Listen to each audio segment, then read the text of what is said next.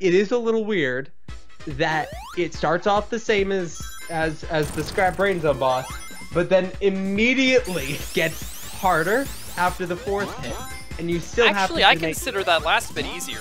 Oh, well, so do I, in the sense that I already know how the boss fight works from back in the day, so I can't say I had any trouble with it, but just in concept, I can imagine anyone new to Sonic would not be able to handle that at all. And that's our mini-boss stage, especially compared to the boss they actually used. Yeah, honestly, you know, typically in this game, the mini-bosses tend to be silly, and then the bosses tend to be a more serious endeavor. But, they kind of flipped that around for this level. I'm totally fine with that. Again, sense of variety, that's kind of the purpose of having so many different and varied bosses as they have. The lack of formula, it obviously tweaks me because I need everything neat and orderly. But just as far as, like, you know, the actual stage design goes and the idea of variety being the best spice in Sonic, this is a perfectly fine idea. My only problem is then that means that it makes a lot more bosses feel a tad on the throwaway side, which they really should never do. Yeah. I mean, maybe this just has to do with how the music fits in, but because... Oh. There we go. The first Crush Death. Knuckles has a lot of those. Oh, really? Well, I just have so much trouble with the section of Knuckles because that tiny bit of difference in his acceleration feels like super overblown once you're timing. Interesting. I don't know if that's intentional or if that's just me being really unobservant for most of the game, or because you're tiny, because it's tighter platforming. I don't know. Well, you see, the real reason is hamsters. Yes. Yes. you knew that it was either going to be hamsters or Kirby. Well, I went with hamsters because if you said Kirby, then Kerbamsters. I mean, that just sounds awesome. Beautiful.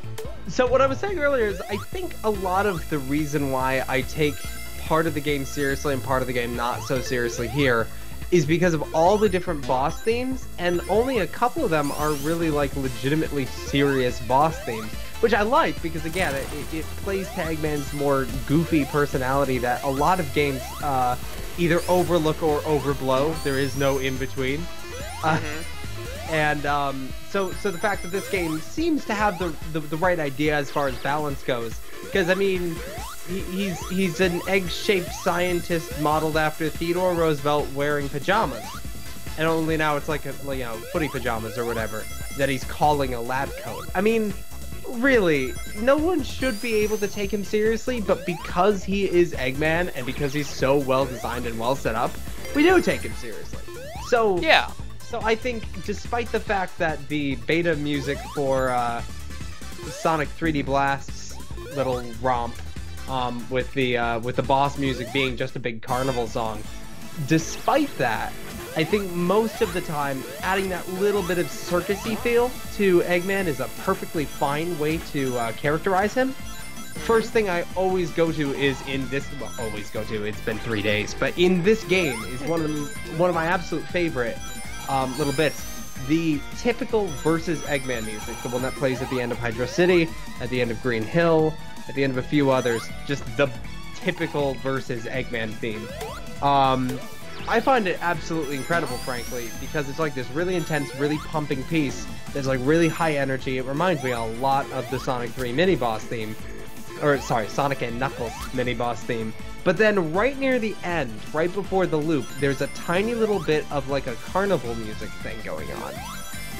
Yeah, and I've listened to the boss theme quite a bit at this point, so I definitely know what you're talking about there. And it's just like, it's this tiny little like circus, which is really great for example, a boss like this, even though it doesn't play during this boss last I checked.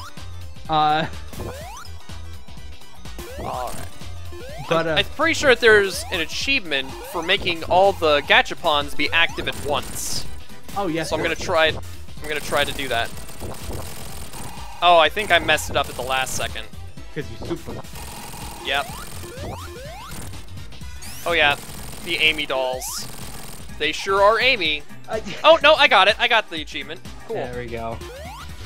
And I love the way you beat him. Just. Congratulations, you win an Eggman. the eggest of men.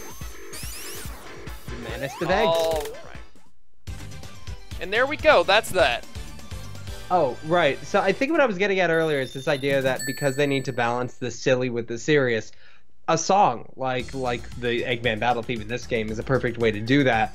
And I feel like a lot of the mini-bosses being goofier and having a more Sonic 3 inspired mini-boss theme definitely gives this feeling of, I guess the right word for it is that it plays to Eggman's goofy side while simultaneously respecting later on his more serious side. The shortcoming is, of course, that the goofy music just played for a insta-death Crusher Piston boss. They only gets faster than the original. Ah! Yeah, but it also becomes less dangerous than the original because it only does like one crush at a time. Yeah, it's and a lot. And it telegraphs the crush. I do like that. I do like that. What I will say is that and it doesn't have the energy balls that are actually the hard thing to dodge in the fight. I was actually going to say that the hard part about the final boss of Sonic 1 was not the Crushers. The Crushers are insta-death because that's a fair punishment for getting hit by such a slow-moving, really easy-to-see coming attack. What's really hard about it is those really, really stupid Electro Balls, but you have rings now, so that doesn't matter either. So it's properly well designed to not be as bad as it sounds to say that the Sonic 1 final boss is the mini boss of not even the final stage. But the last stage. Well, I mean, yeah. So I'm just trying to spin it in a fake newsy kind of way so that we can like properly say like, oh, this is terrible, even though it's not.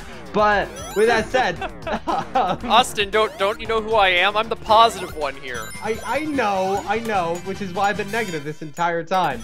By the way, how have you been enjoying this Knuckles only path that you've not been going on for a stage and a half? Yeah.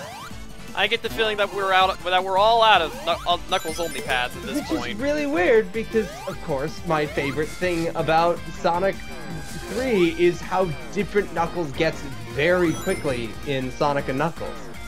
Yep. As I recall, his ending of Sandopolis is completely different.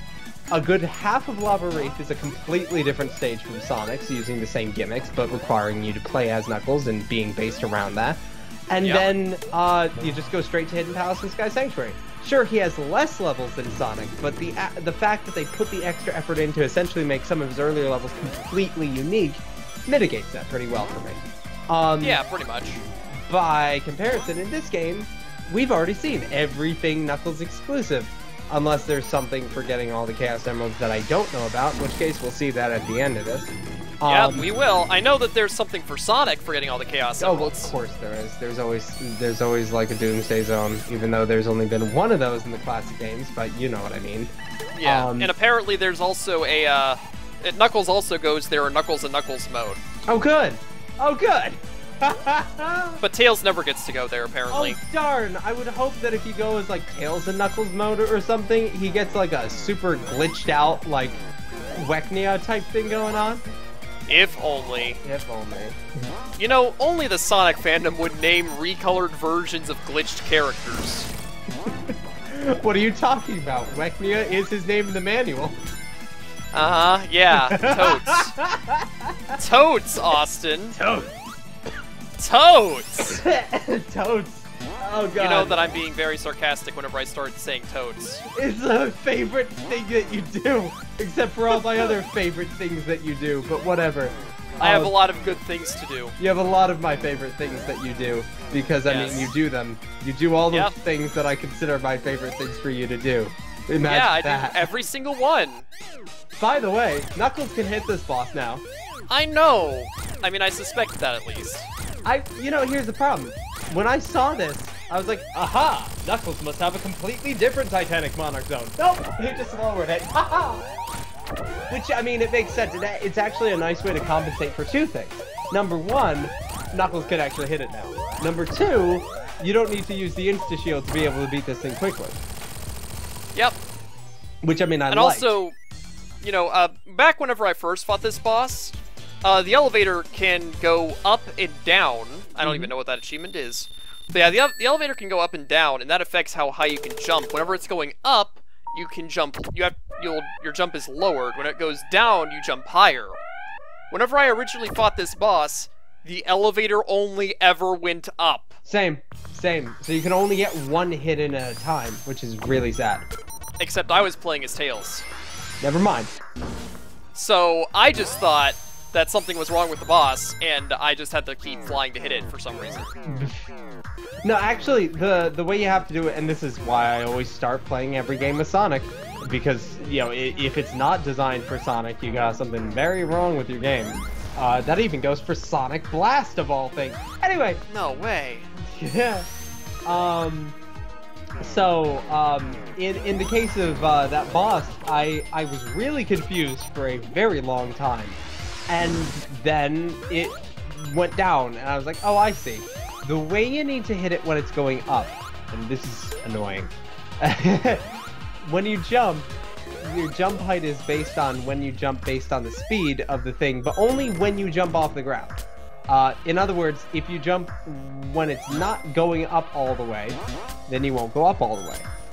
Did I say that right this time? I lost track of my sentence like halfway through. I think so. Okay. Essentially, you just need to jump before the elevator starts going up all the way, and you'll reach the peak of your jump and be able to hit him once. As opposed to down, where you can just jump, and take him down that way. Yeah, you really want the elevator to be going down. I think the way it works, if I may be so bold as to interpret, is that it goes up, then down, then up a bunch of times, and then it goes down again. Interesting. In other words, it seems to me that it's encouraging players to take full advantage of that first down, but then for the rest of it, it's, you know, you've really got to know how to hit it if you want to beat it quickly. Otherwise, it's going to take like 3 times as long. I'm pretty sure that it's just random, because I only ever got down on my first playthrough. Yeah, that is a little confusing. I don't know. Alright. So, yeah, hey, Super Knuckles kind of is going to break this level a lot. I mean, I was already going through this level a lot faster than literally any other time I played this level. But now, guys, this level is dead. I mean, this level's already just basically auto motion the game, but like actually good. Like, this is what what do people call it? It's not usually auto motion. What's automation? Automation. Thank you. I mean, this level's already kind of automation, but it's what every game's automation should be. It's still Sonic physics stuff, and there's still plenty of platforming and strategic stuff involved. It's just a lot of making sure that, like, when things carry you, you let them carry you the right way.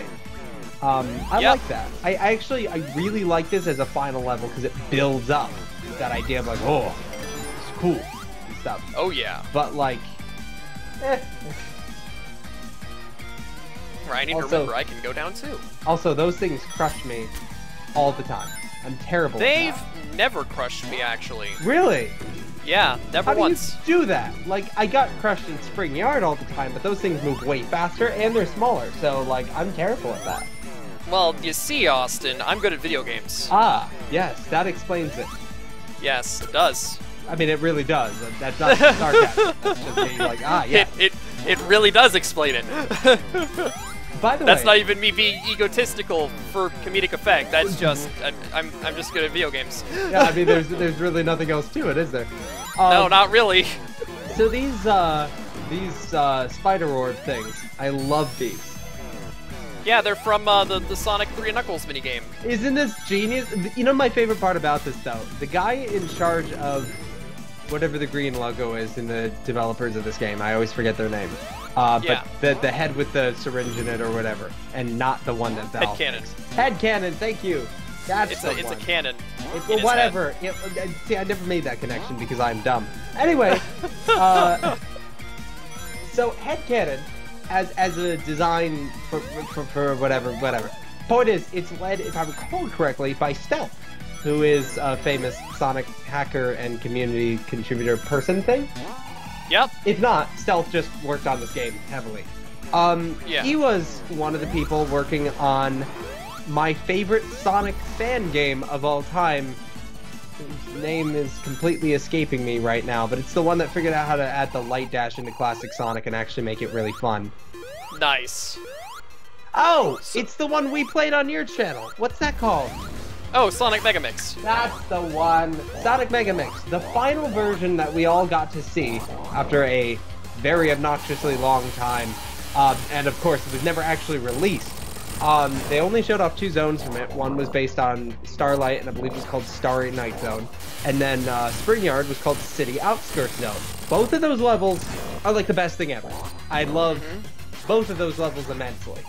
But what really stands out to me about them is that they played with a lot of gimmicks that we see in other Sonic games and other video games in general, but never quite in the place they're used. And one of the things was, of well, course, I'm out of rings. Oh no! I mean, you're close enough. You're gonna do this. Will I? No, he's gonna do his grabby hands next, I think. Well, there's rings in the arena next, so that works. Which I didn't know for the first 3 playthroughs of this game, so I just died a lot. Nice. Anyway, so you can attack the hard-boiled heavies in this section, but I don't know if you can actually kill them. I would like to know if you just let Eggman let his pattern run out and never actually attack him, can you destroy all the hard-boiled heavies if you hit him all 4 times? I'd like to know. Me too, because, like, I tried to do that once, but I ended up killing Robotnik on accident. Why'd you hit him at all? You know, I felt like if I never hit him, that he wouldn't do the teleportation move. Oh, shoo-ba-doo-doo, yep. Nope, it's, I believe it's a pattern-based. He does the bounces, then he does the rockets, then he does the bounces, then he does the bounces and the rockets, then he does the grabby hands. Nice. And I believe he charges after every set of bounces, so I mean, whatever. So I'm very curious what the good ending looks like, because I've never seen this. Oh, it actually blows up the... Gotcha. Okay, that's a neat detail. And there we go. Austin. I beat the game as Tails, and you beat the game as Sonic, and now I've beaten the game as Knuckles with you being nearby. We really should have done Knuckles in Knuckles mode just so we could like really yeah, I guess that would have actually brought us to the actual final boss of the game too. Oh darn. Well, at least this way I just never expected that I'd get all the Chaos Emeralds. Yeah. That was a completely unexpected moment right there. I mean, I'm totally down with that, but you'd want that to save your progress so now you can have a super file anytime you want one. Yeah, basically. This is how I handled Sonic 3, and this should really say something about me. I filled up all 8 slots. Essentially, that's 4 slots, 1 for each duo of characters, and then 4 more slots, 1 for each duo of characters, but I got all the Super Emeralds. Nice. That's literally it. I am not a person who has much of a life. Yeah. I have all the slots with all the Super Emeralds on all of them.